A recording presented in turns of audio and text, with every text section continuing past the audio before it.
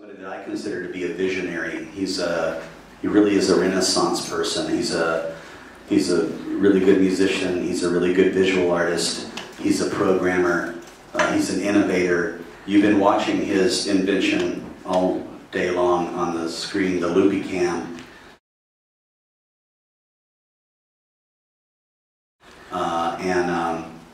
On top of all of that stuff, the veteran member of Share San Jose and Share, the newly formed Share Santa Cruz, and he's been very active in Burning Man. He's had many installations there, and he's really interested in interactive art, and especially a lot of times art where anyone can walk up and be part of the art, and I think that's a very exciting thing, as it really promotes creativity. And he plays space, as you can tell. So anyway, what he's doing is using Kinect technology, right? Right. Now I'll spend a few minutes talking about it. Sure. Then go ahead. Well, then, without further ado, Tim Thompson, can I hand you the mic here?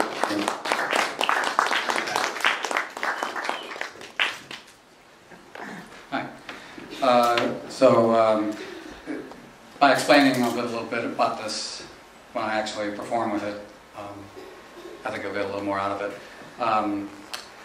So basically, if you're familiar with the Kinect, it's a 3D camera, so it can see everything in 3 dimensions. So it's seeing my hand, it knows exactly how far away it is, and so you can turn on the volume, please.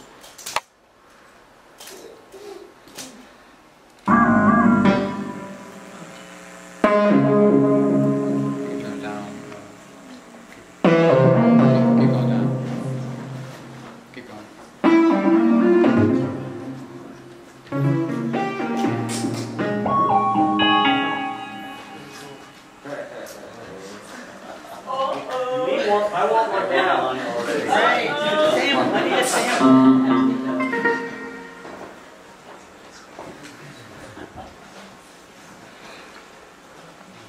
Okay. So it's seeing everything in 3 dimensions.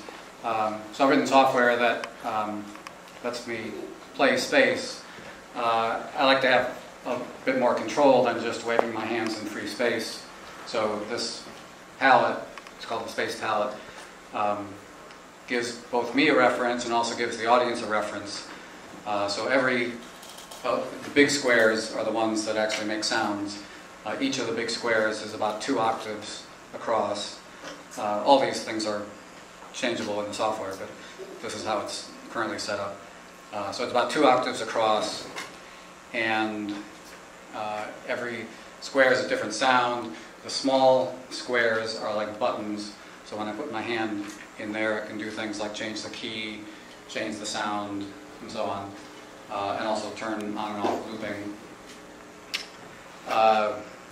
The timing, well, all the notes are forced onto particular scales, so that's one reason why almost anybody can walk up and play it, and it sounds good.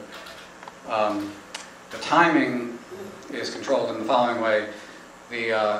So the horizontal dimension is controlling pitch. The vertical dimension is controlling the timing. All the notes are quantized onto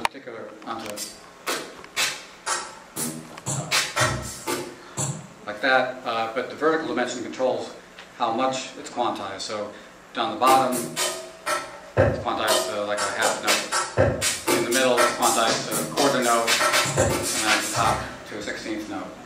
So that gives you control over the timing.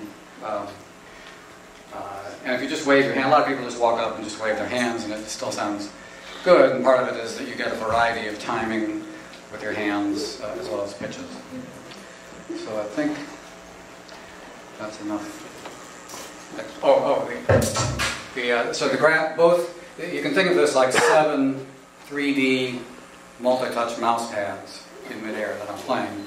And my hands are controlling both the music, as you can tell, and also the graphics.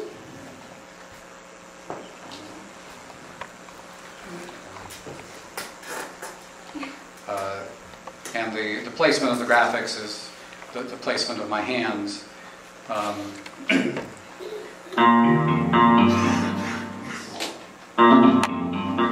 A lot of the graphics are mirrored, so it looks a little more interesting, but some of the settings.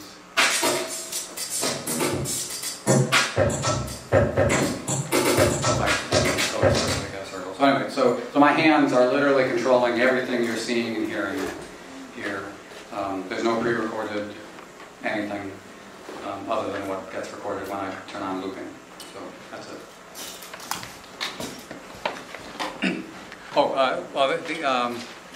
I don't have, I probably only got about 15 minutes of stuff to play, so at the end, I'm going to ask anybody who's willing to come up and play around with it. So if you're willing, get ready to raise your hand. You're actually sitting at 25 minutes right now, so you're groovy. Okay, good. You need security to keep people from storming the stage?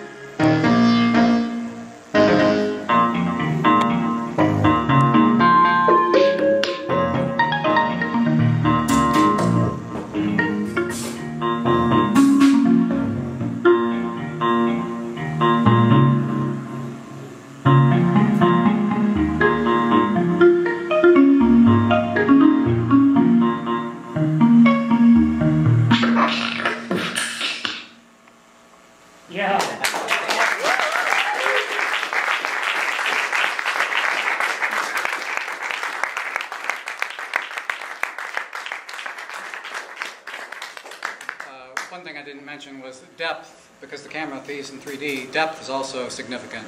So in some of the sounds, as I push my hand through,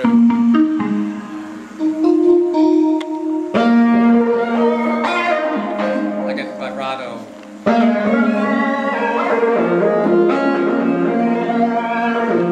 And the graphics get bigger as well. So.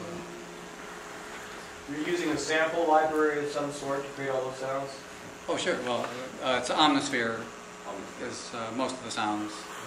Battery and FM8. I think that's it. Do you do that with a live source as well? Like turn that into stuff? It's all software. So it sends out MIDI. I actually send out OSC in a standard format called TUIO. There's a fair number of iPhone apps that send out TUIO. They have little multi-touch things. And TUIO, which is a form of OSC. So if you have a program that can receive OSC or convert OSC into MIDI, you can drive whatever you want to. And I'm making that program freely available. The program that talks to the Kinect and sends out OSC is available for anybody to use. It only runs on Windows at the moment.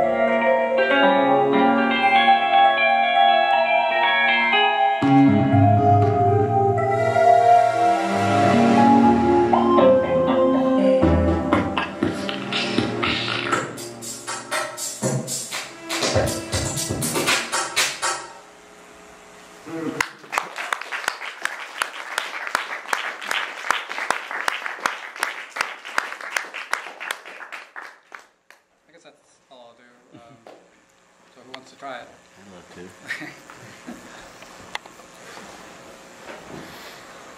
Wow, cool.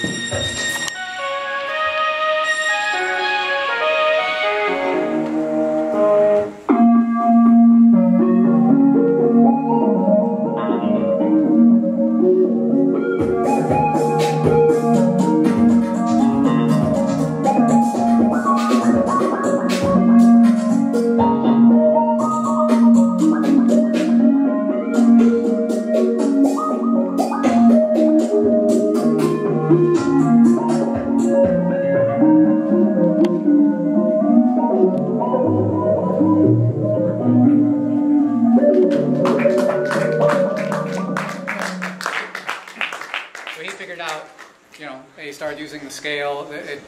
Currently the scales toggle between an Arabian kind of thing and an African scale, changing the key. So not just changing the tonal center, but just changing the type of scale. Right. Yeah. This changes just the scale. Just the scale. And this changes the... But it made sense that you were modulating keys when you did that. Kind of. Well, he might have changed the key as well. Oh, I see. Upper left-hand box, is that key change? This is scale. Scale. And this is key. That's key. That's what I saw you... Yeah, that's what I was wondering. What And how do you loop?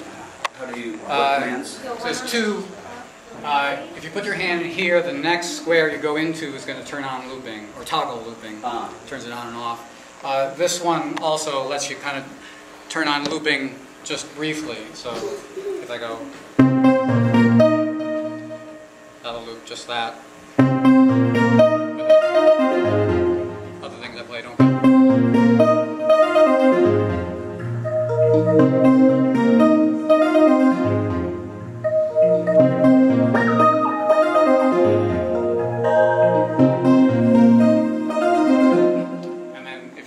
Twice in here quickly, that kills all the looping. Wow. Very cool. Yeah. Thanks.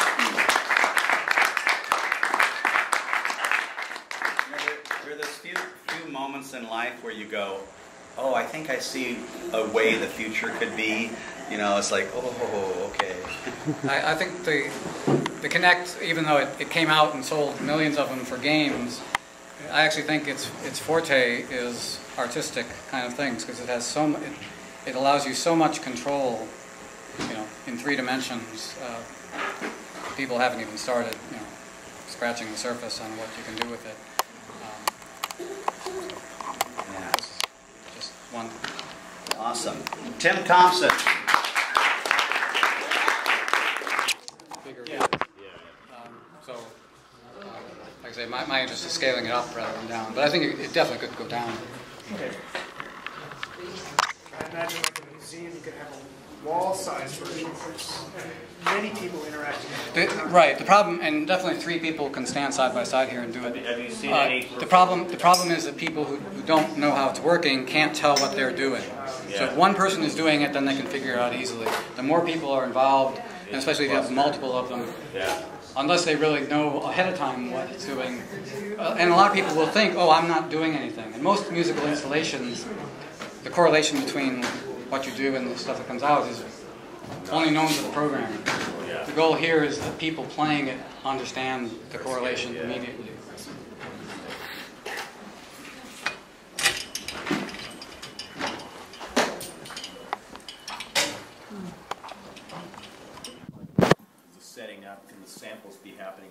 time that you could be capturing somebody else's audio and applying it to this surface? Oh yeah, I mean, it could be controlling a real looper, I mean, an audio looper. It's controlling a MIDI looper in this case. And then the next question, is it available at FAO Schwartz yet?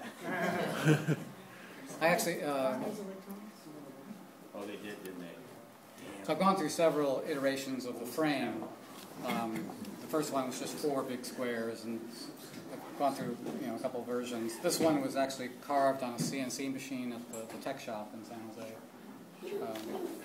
So I can produce copies of this, but usually I keep changing things. And No, I wasn't kidding about the senior citizen thing. Oh, I yeah. can see how that could be such an amazing Right. interactive tool for people who are like losing their Ability to memory move. or Yeah, ability to move. Parkinson's. There's a program Yeah. in Oakland called Parkinson's Dance. I have a couple friends who are involved in that, and so I can easily imagine Parkinson's patients, expressing themselves with it. Yeah, tied into the visuals, it's like finger painting and music making all. I mean, that's definitely the analogy, because your fingers have so much expressive potential in finger painting. You're pushing, and yet, where's the musical instrument that actually takes advantage of everything you have with your fingers in terms of area and so on? It's actually pretty rare. I used to work with a Fingerworks multi-touch pad, which could actually detect area. So this, unfortunately, that's no longer produced.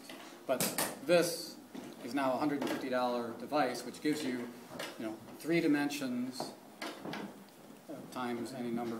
I also didn't mention the software I've got that I'm making freely available can be trained within a minute on any flat surface with holes in it. So if you come up with a different arrangement, circular, triangular, whatever, any number of holes, you can train it, and every one of those holes becomes a 3D multi-touch mouse pad. So at this point, you've got essentially a 3D grid, and when your hand enters any cell in that grid, you trigger. It's actually continuous. So there's no grid per se. I'm actually enforcing a grid when I convert it all to music. It's a quantized. I'm quantizing it to 2 octaves across. I could Right. make it 1 octave if you wanted more resolution. So there's nothing gestural about it, though. Right now, you're entering a certain point on the. Right. It continuum, tracks. right? It starts tracking. There's a minimum and maximum size of whatever it's detecting. Is there anything that would prevent you from enabling you to interpret gestures like this or like this or? No, nothing. It's all software. Yeah. Nothing. The speed of doing it might be an issue. You can just barely see fingertips, so Yeah. it's. But you can have any number of hands simultaneously in it. So a lot of people get more complicated into gestures and so on, but the disadvantage of gestures is that at least like for an audience or for somebody trying it, you have to teach them the gestures. So nobody has to be taught how to finger paint, right? Fair point. So I like a musical and graphical interface where, there's nothing other than sticking your hands in, listening and looking at the results. You did this at Burning Man this year? Yeah. Did you have any issue with chemically altered people staying too long? No more than ordinary. Where were you? Where were you hiding? It was a little bit in next to the 3 o'clock plaza, 250 and B. We had a sign. The projection was on a rear projection, so you could actually see it from the street. And we had a sign saying, Interactive Connect thing. But next year, I'm going to do something a little more out in the open. So I've not been to Burning Man, but I hear sand gets into everything. So In this case, somebody ran a test, so dust doesn't really affect the Connect. Interesting. Sunlight does. So Sunlight does. So you have to provide shade. The Connect works by projecting infrared dots, and then an infrared camera looks at them. And because they're separated by distance, it can do triangulation. So sunlight has all sorts of infrared, of course, so it just completely wipes it out. Does it track infrared, the warmth of my hand? Or No, it's tracking what it's projecting. It's actually projecting an infrared image, which is just a bunch of dots. Yeah. I'm not sure with warmth, maybe this thing's got hot enough, but I haven't detected any issues with heat. Yeah, okay. Infrared from heat causing an issue. Just sunlight is the killer. Low level infrared, I take it. It's very low level. I don't You don't know know. what the intensity is. I mean, you're not seeing anything in your retina. No, no. No. Have you ever heard it sound bad? Well, I programmed it to, I programmed all both the algorithmic music stuff and everything. So the goal is to make it can't sound bad. Fantastic. Now, if you you know, but it'll never play a note that's not on that scale, and it'll never play notes that aren't quantized something. So. But clearly, you could write the software so it was less restricted and. Microtonal or something. Could Yeah. you do, you could do microtonal quantizing. Yeah, I mean, it's just another controller. Yeah, exactly. It's just that's all it is. Wow. But it's an amazing one. I just think the aerobic aspect of it, you can't overlook that, because you think about it, you're doing this thing, and even though it's real low impact, it's actually probably, if you do it for a long enough time. Well, in practicing this, my arm was getting tired. Yeah. Could the whole thing be scaled down? There's a minimum distance of about 3 feet for the Kinect. But yeah, you could definitely scale it down. If somebody who's not as tall or... I'm more interested in scaling it up. Both for, I think one of the advantages in this scenario is that it's more interesting for an audience, bigger kids. Yeah. So